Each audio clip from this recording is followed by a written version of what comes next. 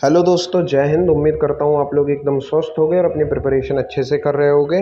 तो फाइनली आप लोगों का एसएससी सीएचएसएल 2022 का जो टियर 2 का पेपर था, मेंस का पेपर था, आज वो कंप्लीट हो चुका है। और जो है सेम डे पर आपकी टाइपिंग भी होनी थी, तो वो भी आप लोगों की आज कंप्लीट हो गई है।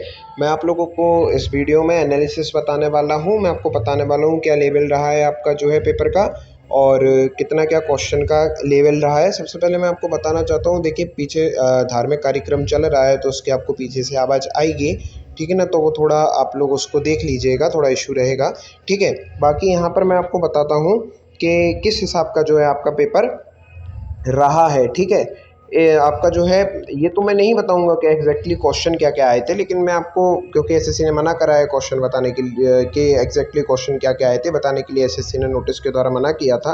लेकिन मैं आपको एक ओवरव्यू जरूर बता दूंगा कि किस हिसाब का पेपर रहा है और क्या आप लोगों का लेवल रहा है, ठीक है ना। तो बात करेंगे मैथ्स के बारे में मेरे दोस्त, कि मैथ्स कैसी रही। देखो, आपके 30 क्वेश्चन आने थे, मैथ के 30 क्वेश्चन आने थे, जिसमें आप लोगों का आप लोग जो बोलते हो अर्थमेटिक वाला पार्ट भी आया, और जो है आपका जो एडवांस मैथ वाला पार्ट रहता है वो भी आया है। दोनों मैथ आप लोगों को देखने के लिए मिली है।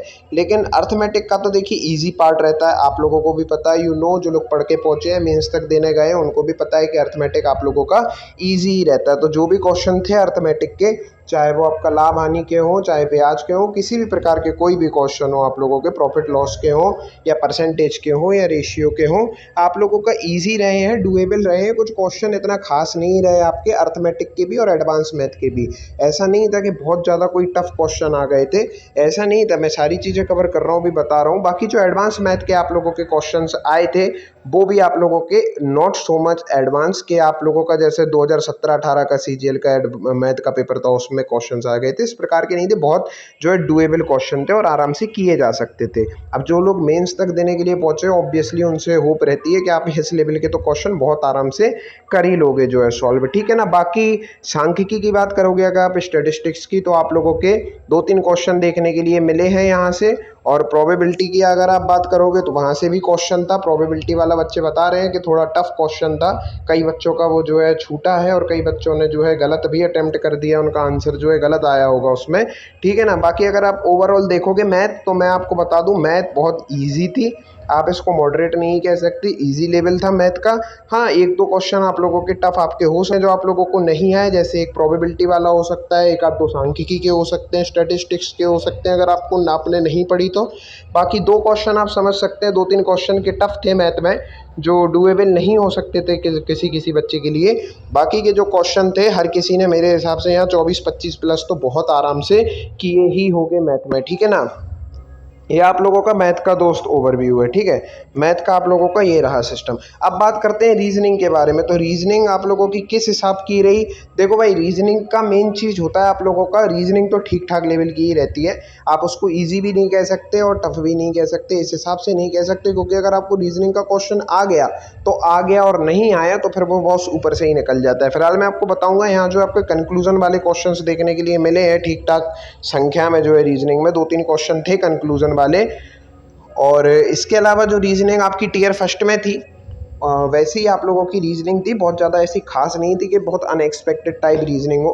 जैसी टीयर फर्स्ट में रहती है सीजीएल सीएचएसएल एमटीएस में, वही लेवल रहता है। ऐसा कुछ आपको एडवांस भी नहीं दिखता। आप अगर एमटीएस भी देते हो और सीजीएल भी देते हो, तो मैथ और रीजनिंग और इंग्लिश में आपको कुछ ऐसा सा पता डिफरेंस नहीं लगता कि आप भाई यहाँ जो है एमटीएस का पेपर दे रहे हो, सीजीएल का। लगभग लगभग आपको जो है पैटर्न सेम ही दिखता है। क्वेश्चंस का हो सकता है संख्या बदल दें, लेकिन आप लोगों को लेवल लगभग लगभग वही रहता है, 19-20 का ही फर्क रहता है, ज़्यादा देखने के लिए नहीं मिलता। तो रीजनिंग भी आप लोग बात कर सकते हो, ओवरऑल ईजी थी, ठीक ठाक लेवल की थी। अब भाई जो क्वेश्चन नहीं आए होंगे जिनको, जैसे कंक्लूजन वाला हो गया, सिटिंग अरेंजमेंट वगैरह के जो क्वेश्चंस रहते हैं, तो भाई जिसको नहीं आते, और जैसे आप लोगों का वो होते हैं नंबर्स एनालॉजी वाले, नंबर देखने पड़ते हैं उसमें, आगे कौन सा नंबर आएगा, पीछे कौन सा नंबर आएगा, बीच में कौन सा नंबर गलत है। अब जिसको नहीं आया तो वो तो फिर उसके लिए टफ है ही। बाकी आप ये कह सकते हो रीजनिंग भी जो है डुएबल थी, और कम से कम मेरा ऐसा मानना है कि आप लोग 24-25 क्वेश्चन तो डुएबल थे बहुत आराम से रीजनिंग के। और बाकी देखो, हर किसी के लिए 2-3 क्वेश्चन तो टफ रहते ही हैं। और हीट ऑफ द मोमेंट भी होता है, लोगों को कुछ कुछ क्वेश्चन टफ लग जाते हैं उस समय, ठीक है ना, रीजनिंग के। और रीजनिंग मैथ किसी भी जो है सब्जेक्ट के, और जो है वहाँ स्वाभाविक गलती कर देते हैं एक आध क्वेश्चन में, तो उसके लिए भी परेशानी होना।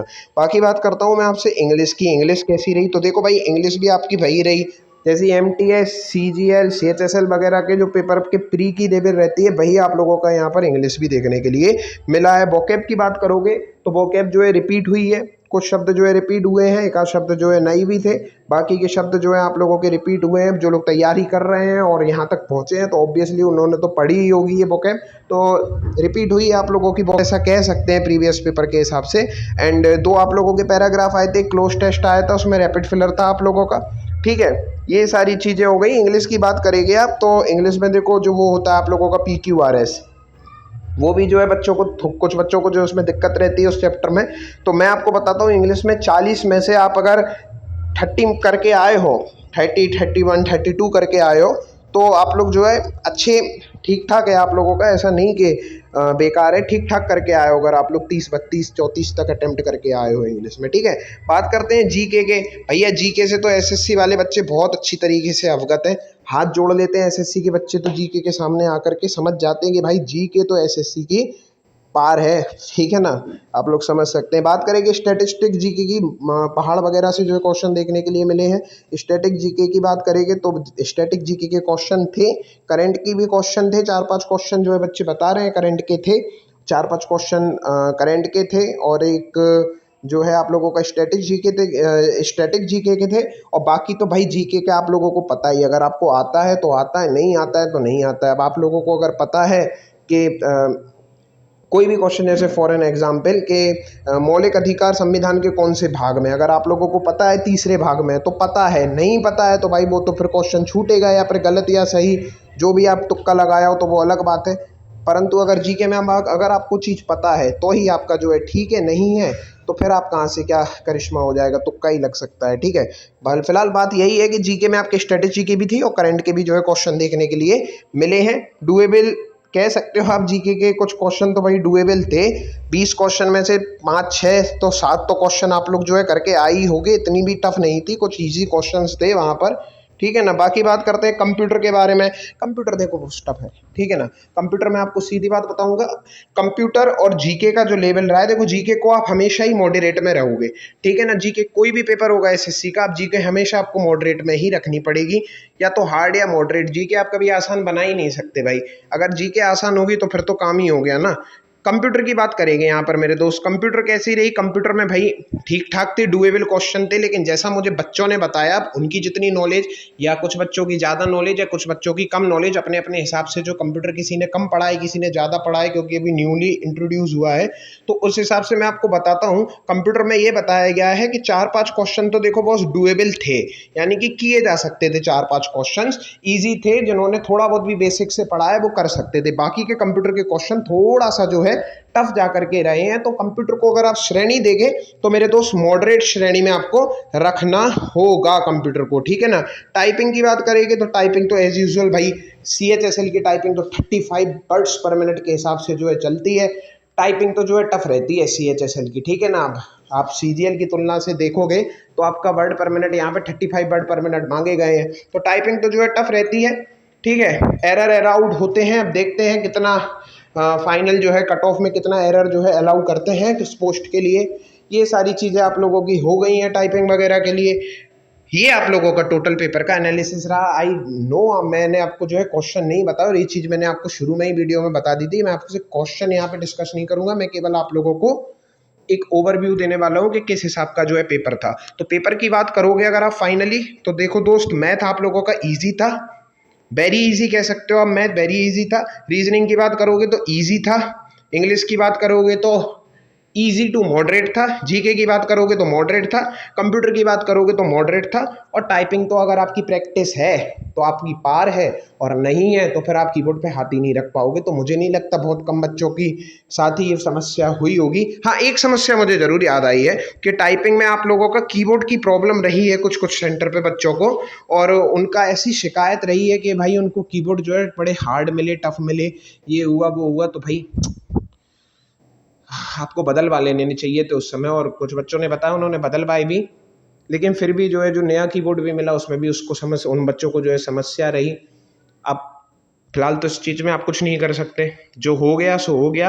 ये आप लोगों का पेपर रहा, एक ऊपरी एनालिसिस मैंने आपको बता दिया। बाकी आंसर की आएगी तो मैं आपको सब चीज़ें बता दूंगा, रिजल्ट आएगा तो आपको पता चल ही जाएगा। और जो है जब पोस्ट प्रेफरेंस भरनी होगी तो मैं हुई आप लोगों की पोस्ट प्रेफरेंस भरवाने के लिए। बने रहिए भैया आप लोग चैनल पर और तैयारी करते रहिए अच्छे से। बाकी अगर कुछ सूचना मिलती है तो मैं तुरंत आप लोगों को बताऊंगा। जय हिंद सभी लोगों को। आगे आने वाले समय में सीजीएल भी आने वाला है कुछ दिन बाद, तो तैयारी अपनी कंटिन्यू रखना, सुस्त मत पड़ जाना। जय हिंद।